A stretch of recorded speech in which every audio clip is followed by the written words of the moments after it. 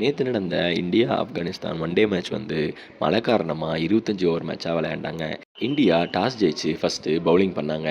இந்திய தரப்பில் 2 நியூ டெபுட்டன்ஸ் வந்து இருந்தாங்க. ஒன்று வந்து விதர்பாவை சேர்ந்த left hand spinner Harsh Dubey, இன்னொன்று வந்து பஞ்சாபை சேர்ந்த fast bowler Gurnoor Brar.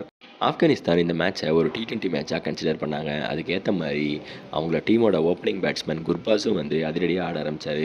Indian பவுலர்ஸை ஸ்டார்டிங்லேருந்து அதிரடியாக ஆடி அட்டாக் பண்ணிகிட்டு இருந்தார். ஒரு எல்பிடபிள்யூ ஷவுட்டில் வந்து இந்தியா ரிவ்யூ எடுக்காமல் விட்டுட்டாங்க. அது வந்து ஒரு ப்ளம் எல்பிடபிள்யூ. அதை நல்லா கேப்டலைஸ் பண்ண குர்பாஸ் பயங்கரமாக ஆடி 50 பாலில் செஞ்சுரி அடித்தார். ஆப்கானிஸ்தான் கிரிக்கெட்டில் ஃபாஸ்டஸ்ட் ODI செஞ்சுரி அப்படிங்கிறதா இந்த ரெக்கார்டு வந்து அமைஞ்சுது. குர்பாஸ் வந்து நம்ம எல்லாருமே பார்த்துருக்கோம். செம்மையாக விளையாடிருப்பார். IPLலையும் T20 வேர்ல்டு கப்லேயுமே வந்து ஆப்கானிஸ்தான் செமிஃபைனல் வரைக்கும் போனதுக்கு முக்கியமான காரணம் இவர் தான். குர்பாஸ் அவுட் ஆனவுடனே அந்த டீமில் வேறு யாருமே ரன் அடிக்க முடியல. டெபுட்டன்ஸான குர்னூர் புராரும் ஹர்ஷ் துபேவும் 2 பேரும் ரொம்ப நல்லா பவுலிங் போட்டு ஆளுக்கு 3 விக்கெட் எடுத்திருந்தாங்க. இதுக்கெல்லாம் சேர்த்து ஒரு ஸ்டேஜில் நல்லா விளையாடிட்டு இருந்த ஆப்கானிஸ்தான் 194 ரனுக்கு ஆல் அவுட் ஆனாங்க. 195 ரன்னை வந்து டார்கெட்டாக வச்சு இந்தியா சேஸ் பண்ண ஸ்டார்ட் பண்ணாங்க.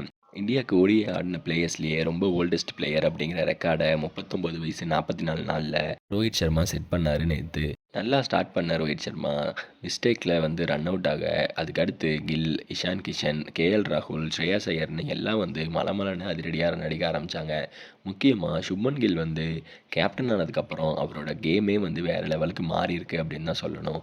டெஸ்ட்டும் சரி ODIயும் சரி அவரோட பர்ஃபார்மன்ஸ் வந்து ஒரு ஸ்டெப் ஹையராக தான் போயிருக்கு. கேப்டன்சி ப்ரெஷர் வந்து அவருக்கு இல்லாமல் ரொம்ப நல்லா பர்ஃபார்ம் பண்ணிகிட்டு இருந்தார். கில் வந்து கடைசியில் 86 நாட் அவுட்டாகவும் அதிரடியாக வந்து விளையாடின KL ராகுல் 39 ரன்னோடையும் மேட்சை ஃபினிஷ் பண்ணாங்க. இதன் மூலம் 3 மேட்ச் ODI சீரீஸில் இந்தியா ஃபஸ்ட்டு மேட்ச் ஜெயிச்சு லீட் எடுத்திருக்காங்க. இந்த மேட்ச்சில் வந்து இந்தியாவோட பவுலிங் வீக்காக இருந்தாலும் ஃப்ரெஷ் ஃபேஸஸாக இருந்தாலும் அவங்களுமே வந்து அந்த ப்ரெஷரை வந்து நல்லா ஹேண்டில் பண்ணி இந்தியாவுக்கு நல்லா பர்ஃபார்ம் பண்ணியிருக்காங்க. முக்கியமாக குர்னூர் புரார் வந்து IPL கூட பெருசாக விளையாண்டதில்லை. அவர் விளையாண்டது எல்லாமே டொமஸ்டிக் கிரிக்கெட் தான். IPLல வெறும் ஒரே ஒரு மேட்ச் 2023 விளையாடியிருக்காரு. ஆனால் இந்த இந்தியா மேட்ச்சில் செமையாக பவுலிங் போட்டார். ஒரு ப்ரெஷருமே இல்லாமல் ரொம்ப நல்லா பர்ஃபார்ம் பண்ணார். இந்த மாதிரி இந்தியா நிறையா டேலண்ட்டை வந்து எடுத்துகிட்டு வந்து அடுத்த செட் பிளேயர்ஸை வந்து க்ரியேட் பண்ணணும்.